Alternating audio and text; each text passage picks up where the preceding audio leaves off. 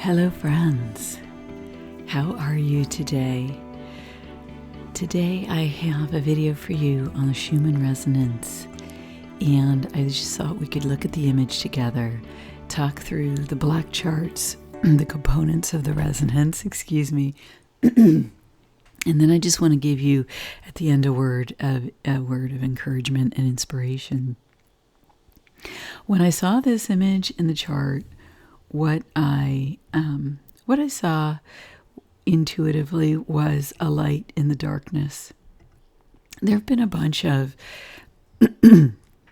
interesting images on the chart lately, and a lot of it has been exploring deeper themes within the self, exploring shadow themes even, and then energies presenting that are essentially offers, right, from forces outside of ourselves to go in a direction and to intrigue us, encourage us, entice us to go in that direction.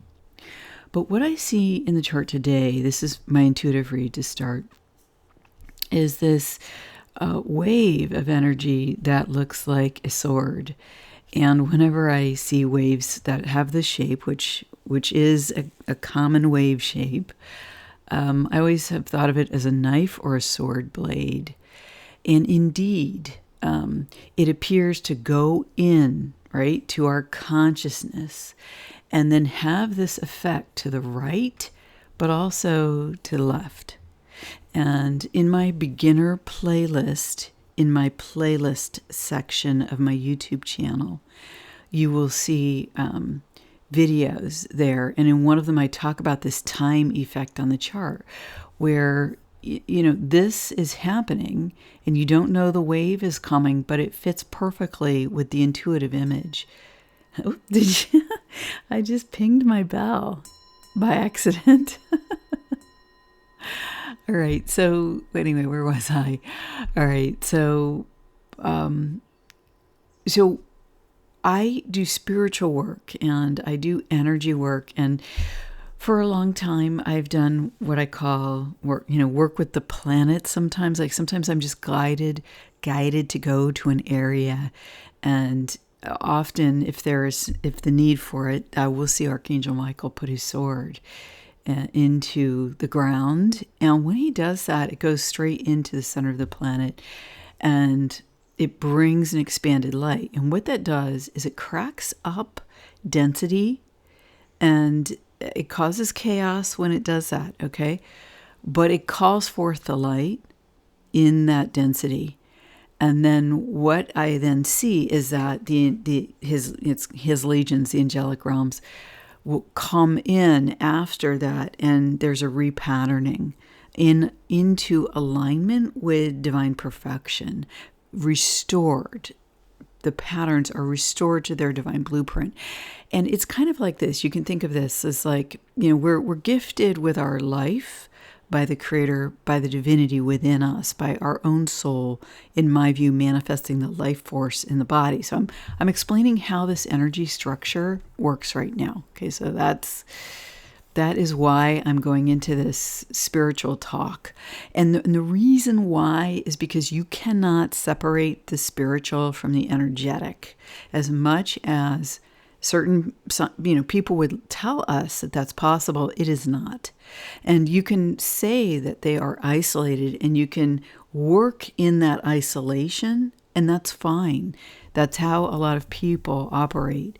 But when a person does that, they are missing out on all of these other dynamics. And that's fine because that's their reality. But when you have the reality that includes both, you expand your set of options, opportunities, possibilities, activities, and indeed physics itself. The rules of physics and the laws expand. So that's my view of how this energy works. So from this perspective, I'm discussing how this energy here, the white wave coming in front, and then in the back, because in my recent videos, I talked about how time's delayed, right? And for certain categories of people experiencing. And so that's the delay here. Okay, so you have the light coming in, and then you have this disruption behind that occurs. And as I said, the light essentially causes chaos. So funny how that works, isn't it? In the past, I've talked about how the darkness rises before the light. And in this wave, we didn't see that. We're in a different stage, okay? Because first the light's coming in, the darkness rises before it. But when the light is here and it's present, then there's a different mechanism going on. And I want to show you what that is. And we can see that by looking at the black charts. Okay, so this is the frequencies. And I'll have it small to start, but you can see here that the red, this is 18.8 at the bottom of its frequency range. So frequency is a band in which this resonance is measurable. So in hertz. So you can see here that the red dipped for almost an hour. Okay, so it was deeply affected, and it went to the very, the bottom of its range. And it was the most affected, because when I look at the rest of these, all of these can go lower, and none of the other resonances by color stayed at the bottom as long. Now, the other interesting thing that happened here, I'll make this bigger so you can see it. The other interesting thing that happened here is that white actually peaked before it went to the bottom of its range. Yellow held on a little while, but didn't peak, and green peaked. I guess you could say darkness rises before light. I guess you could say there was a peak in yellow and red just before the wave happened. But when I say darkness rises before light, it's usually like somewhere out here. Okay, so time, now this is interesting. So time is compressed in the chart. So even the forces that are normally affected slower are affected from a time perspective much closer to the higher light acting. And that's interesting. Okay, so we're approaching a moment of meeting. Now, my last two videos also deal with this, and if you want the bigger picture and deeper into the concepts, I would listen to those as well. They're only about 8 to 10 minutes each. All right, now let's look here, because this confirms what I'm talking about. Of course, I knew that the chart looked like this in the amplitudes, but here you have 61 in the high in the white. That's equated with recent highs. Again, the yellow is again closer to the peak in the white than it is to red and green. Red peaks at 32 and green peaks at 24. So there's a closer distribution between yellow, red, and green. There have been about 2 other major waves that had a distribution like this, but with yellow closer. It was was only about 10 hertz off of the white peak, and this one's a little bit more at 16 off, which is the number 16 is the falling tower, which is interesting. That's the difference between the peaks in white and yellow right now, but still in a tighter range with the other 2 frequencies. So I'm just noting the differences in the last 3 waves, if you will. And I've talked about this with those waves as well. So again, you can look at those videos for more. Now, here we go. Now, see, it's really interesting because, okay, you've got white peaking twice, but you have yellow, red, and green all peaking together, okay? And what I see this as, because you can see here the strength is really in the green and the white, right? Because see how the green peaked and the white peaked after this, okay? So I'm equating that with it rose in strength. There's other reasons why. It has to do with where the numbers are at in green, but I want to keep this to be a shorter video and not go into that discussion. But in previous videos, actually going back to even 2020, I discussed the level of 25.2 in green, and anecdotally what I've determined meaning in that. Okay, so we're at the amplitudes, and we saw it all peak together, and then we're also going to see that in the qualities here. Now, we only had a major peak in green to 18. Okay, there was this peak to 16 here, but it's not really relevant to the story of this energy. So the real peak here was in green. Even though these look like extraordinary peaks, actually, nope, I take that back. I take that back. It is a peak. It's to 16 again, and then 14.6 in yellow. Okay, so essentially, what is happening here? Okay, because when the quality peaks of the resonances, the essence of that is rising up and stepping forward. And we get a stronger peak in the green, and also relative to its highs, we get a stronger peak. So 18 relative to 30 or 31, relative to red relative to its recent peaks were between 20 and 25. Actually, this is a strong peak in the red, because the relative, the relative ratio of this being like 16 relative to a high of 20 to 25, see how that's close to its high, and then 18 relative to traditional or typical in the past, even going back 3 years, highs of 30 to 31. Actually, that would make the red relatively stronger peak than green, although both strong peaks for their colors. And then yellow, the same with yellow, I think. Okay, so these are pretty solid peaks in quality. Okay, so what am I saying here? Okay, so what's happening is the green humanity, which I feel represents, and I've often said represents in general humanity, steps up, rises forth, and head on meets the red and the yellow. Okay, and you're having a coming together here. It's a coming together in the true nature stepping forth, which gives a being strength, which gives that energy, whatever it represents, strength. Okay, when it comes into itself, and then you've got the amplitudes rising at the same time. Okay, and all in a tighter range in yellow, red, and green. So there's some meeting that happens here where these energies you're usually more distant from each other. Okay. And I've talked about how I do energy work. And when you're working with higher light, it's usually not perceptible by many people around you. But once in a while, okay, you get into a place where someone in the moment can recognize what I am doing, if I'm doing something. Okay.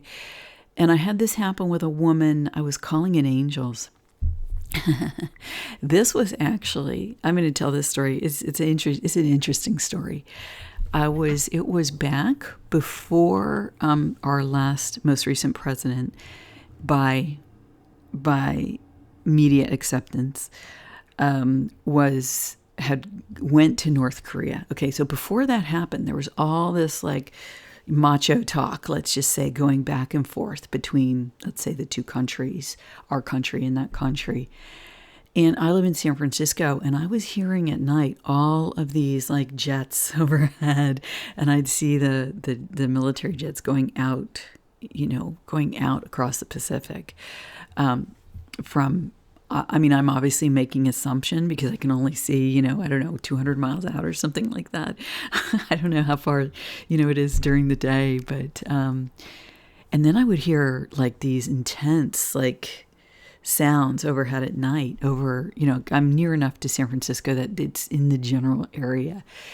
And so this was back about 2.5 years ago, or no, it was more than that. It must have been 4 years ago, whenever that happened. Maybe it was 4 years ago, 5 years ago. Well, so I was late at night, and I was outside on a walk, and I was calling in angels because I was like, I don't know what's going on, but I think that calling in angels will be a benefit here to this situation, whatever it is. Okay. And it so happened that someone was looking out their window and saw me. And so she approached me the next day, and she asked me if I had been doing that. And I just kind of avoided responding. And then she said, no, really, I'm asking you. And I said, well, yeah, I was doing that. And it turned out that she calls in angels too. So that's a experience of someone who's able to work at these higher dimensional states, okay, and they can perceive that in their reality, okay, and I happen to be in that reality, okay, that day. But there's also a situation that happens, and many energy workers have this happen, or over the years. And I'm saying, let's go back 10 years, let's go back 5 years. And people would be doing light work or energy work, and they would notice black helicopters or whatever coming over. And it didn't happen right away. Okay, it might be an hour later, it might be 2 hours later, but it's sometime after. And so there's a delay in noticing the frequency shifts that occur when the light comes in.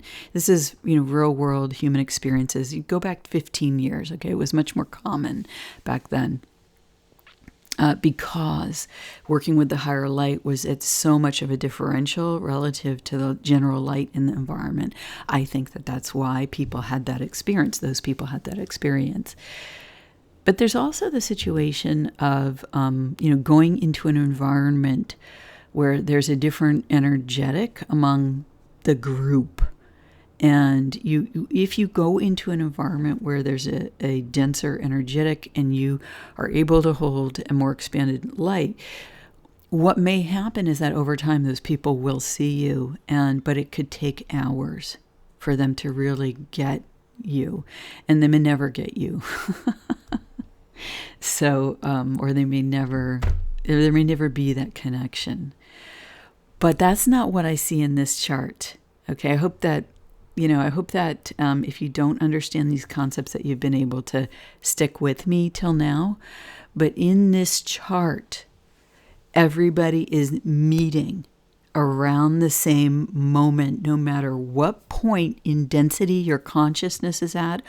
Okay, no matter what point in this reality, if you're on Earth and you have the experience of existing on Earth in your reality at your dimensional state of being, it looks like we all come together in a relatively close set of quote-unquote time frames, and we meet. That's what I see here. And there's a lot of goodness and of human spirit here, okay? Because we've been having these great big patches of green on the chart, and to me that is supportive of the human condition. And the fact is, even yellow and red can be supportive of the human condition. You don't have to have a conscious awareness of working with higher dimensional energies to be able to intend at that state, because everybody experiences differently. You may be a prayer warrior and engage in prayer, and you have a certain way of perceiving that, okay? And other people might not get that.